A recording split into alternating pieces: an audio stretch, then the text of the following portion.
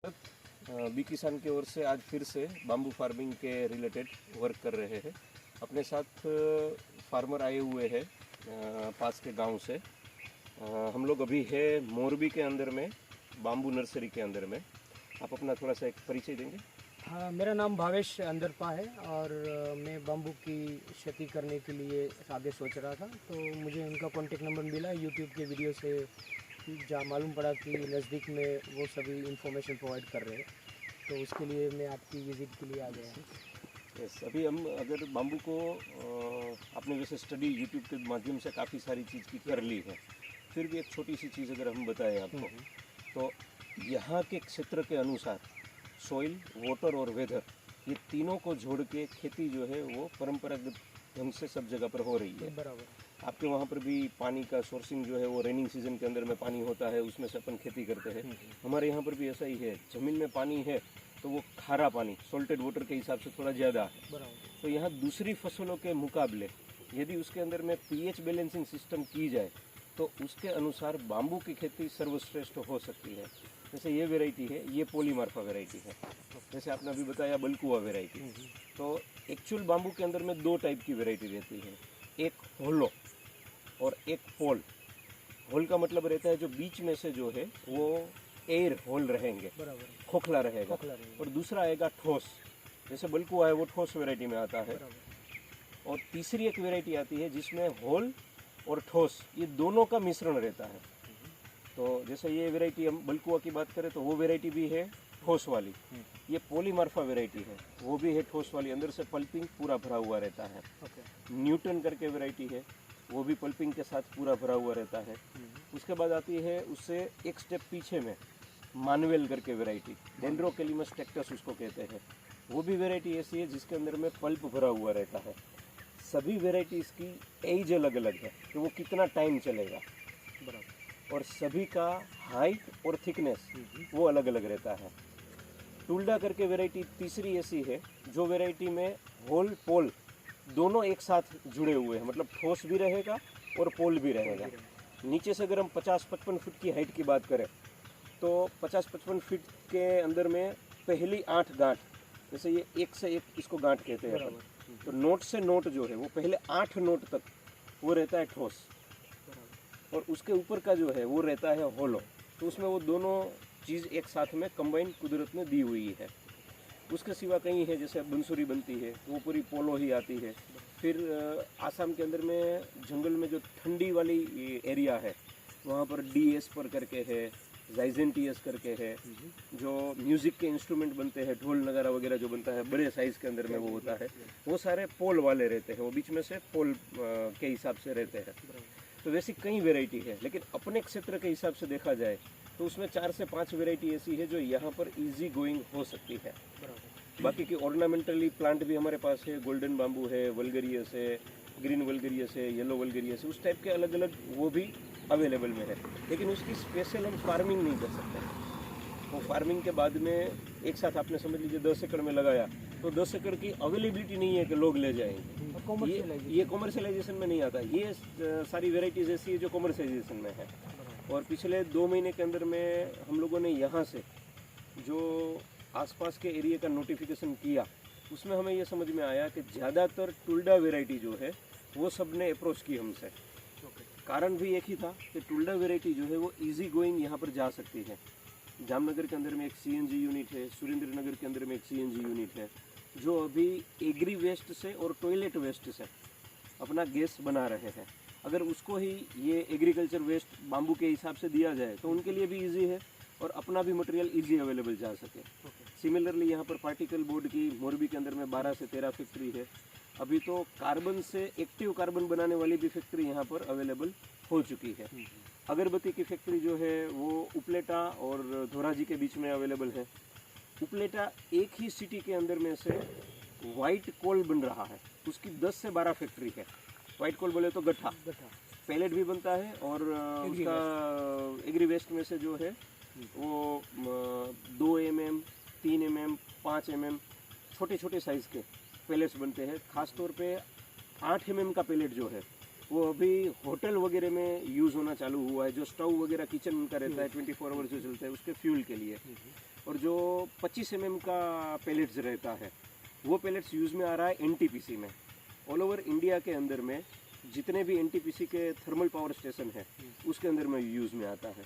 तो बेसिकली देखा जाए तो बाम्बू लगने के बाद काटने का जो समस्या है वो लोगों के लिए किस तरीके से हम मैनेज करके 4 साल में आगे ले जाए और उसको हार्वेस्ट करके किस तरीके से हम अपने खेत से ट्रक के अंदर में रख सकें, उसके लिए खास तौर पे वैरायटी कौन सी चूज़ करें वो देखना वो बहुत ज़रूरी है एटमॉस्फेयर के हिसाब से। उसके बेचने वाली जो समस्या है वो गुजरात के लिए नहीं है। गुजरात के अंदर में यहाँ पर इजी अवेलेबल फैक्ट्रीज वगैरह है, तो हम कहीं पर भी कितना भी चाहे लगाए कोई दिक्कत यहाँ पर आने वाला नहीं है। बाकी तो आपको पता ही है इसके अंदर में 1 by 1 जो है वो सूट निकलते हैं, 1 by 1 वो थिकनेस बढ़ती है, हाइट बढ़ती है। और आज हमने इंडस्ट्री के लिए स्पेशल और गार्डनिंग के लिए ये 6 फीट 7 फीट का जो पौधा है इस टाइप का भी पौधा जो है वो बनाना चालू कर दिया है कि जिनको भी गार्डनिंग करना है तो वो ये नहीं चाहे कि छोटा पौधा ले जाओ और 1 साल के बाद मेरा बड़ा हो, वो सीधा के सीधा बड़ा पौधा ले जाए और वहाँ पर वो लगा सके। अलग अलग वेराइटीज है, जैसे ये है, ये टुल्डा वेराइटी है, ये अपना पॉलीमर्फ वेराइटी है। इसका एज क्या रहेगा? ये हमने नर्सरी के अंदर में इसको बेसिकली छोटे साइज के अंदर में तैयार किया हुआ था और उसमें से हमने उसको रिट्रांसफ़र किया बड़ी बैग के अंदर में। तो छोटी बैग से बड़ी बैग में ट्रांसफ़र करने के सिर्फ 4 महीने के बाद में ये इसका थिकनेस जो है उसका ये चेंज हुआ है। टोटल ये 18 से 24 महीने के बीच की एज का है। हम 18 महीने की एज का जो होता है पौधा वो ये 7 से 7.5 फीट की हाइट का कंप्लीट मेच्योरिटी के हिसाब से हो जाता है। जो 2 से 2.5 फीट की ये हाइट है इसका जो पौधा है ये 12 महीने से 14 महीने के बीच की एज का कंप्लीट हो जाता है। तो उसमें नीचे गठान बन गई है। गठान बन गई है। गठान एक्चुअल में छोटा गठान सब में रहेगा, फिर धीरे धीरे वही गठान जो है वो बड़ा होता जाएगा और जैसे जैसे वो मेच्योर होता जाएगा वैसे गठान का साइज जो है वो बढ़ जाएगा। बेसिकली यहाँ टुल्डा को इसलिए लोगों ने प्रेफरेंस दिया क्योंकि वो मल्टीपर्पज़ है। कई लोग ऐसे हैं जिसको कुछ एग्रीकल्चर के सिवा करना ही नहीं है, उसको सिर्फ इतना पता है कि मैं लगाऊं उसके बाद काटूं और मेरा कोई ले जाए।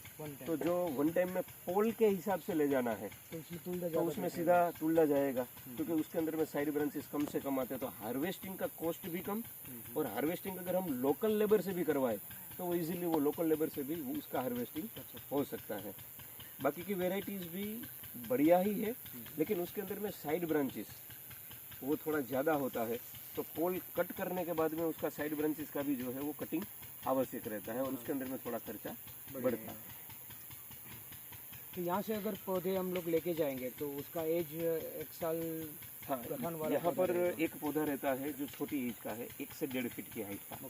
तो वो पौधा हम जब भी किसी को देते हैं तब वो 1.5 फीट की हाइट का कंप्लीट करके देते हैं और उनको समझाते हैं कि ये 1.5 फीट की हाइट का है क्योंकि ये 9 से 12 महीने की मेच्योरिटी पीरियड का है। वही पौधा अगर हम रखें या आप अपने खेत में ले जाओ, फ़र्क सिर्फ इतना रहेगा कि हमारे पास में 6 बाई 4 की पॉलीथीन में रहेगा तो वो कुछ भी न्यूट्रिशन डाले, चाहे जीवामृत डाले, अमृत जल जाए, वो उसको मिट्टी खुराक जो है उतना ही दे पाएगी। यही पौधा अगर आपने सीधा अपनी ज़मीन के अंदर में डाल दिया तो रूट को बढ़ने के लिए वहाँ पे स्पेस मिल जाता है।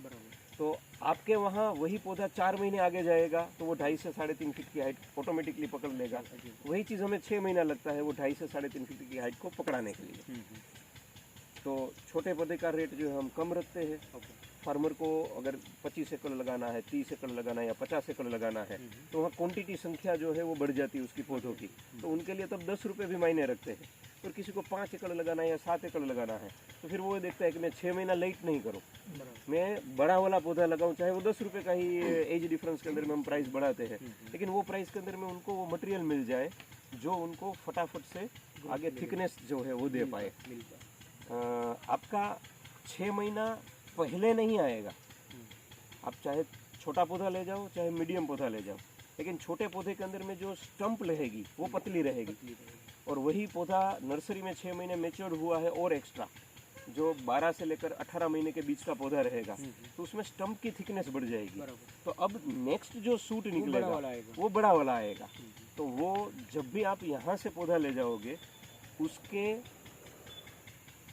नए सूट निकलने के बाद 36 महीना लगता है उसका मैच्योरिटी पीरियड को। वो मैच्योरिटी के लिए उसको 36 महीना देना ही पड़ेगा। अब यहाँ से पौधा आप ले गए 2.5-3 फीट का, तो पहले जितना भी स्टंप निकलेगा वो 1 साल के अंदर में 10 से 12 फीट की हाइट कवर करेगा। तो पहले साल जो आपका ये 12 फीट की हाइट कवर की, उसकी थिकनेस जो है ये या तो इससे बड़ा ये थिकनेस रहेगा। तो ये ना तो आप इसको कहीं टेके के रूप में यूज़ कर सकते हो। तो पहला 12 महीना वो बेसिकली नया पोल जो निकलेगा उसका मेच्योरिटी के लिए हमने पौधे को तैयार किया। ये पौधा अपने को आगे नेक्स्ट कुछ काम आने वाला नहीं है। कटिंग करके हम इसको सेल में यूज़ नहीं कर सकते। नहीं हो पाएगा। तो पहले 12 महीने जब तक ये आएगा तब तक हम इसको यूज़ में नहीं ले सकते। अब इसके बाद 1 साल के बाद जो नया सूट निकलेगा और वो जो थिकनेस देगा वो एक्चुअल हम जो है यूज़ में ले पाएंगे। तो 1 साल ये और 36 महीने जो नया सूट निकलेगा उसकी मेच्योरिटी के टोटल 48 मंथ के बाद में आप जब पहला हार्वेस्टिंग करते हो तब आपको वो पतला वाला लेकिन सेलेबल हो सके वैसा मेच्योरिटी वाला आपने को मिलेगा। और उसके बाद दूसरा हार्वेस्टिंग तीसरे हार्वेस्टिंग पे जब आप पहुंचोगे तब आपको वो थिकनेस वाला भी मिलेगा और कमर्शियली आप उसका सेल आउट कर सकते हो वैसा मिलेगा।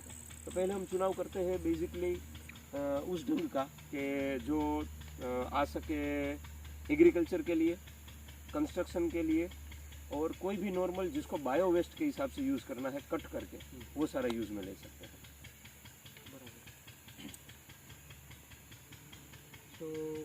तो यहाँ पे नॉर्मली टुल्डा ज़्यादा सेल हो रहा है। हाँ, अभी 70% से ज़्यादा टुल्डा हुआ है। ना देखा तो अंधेरा में तो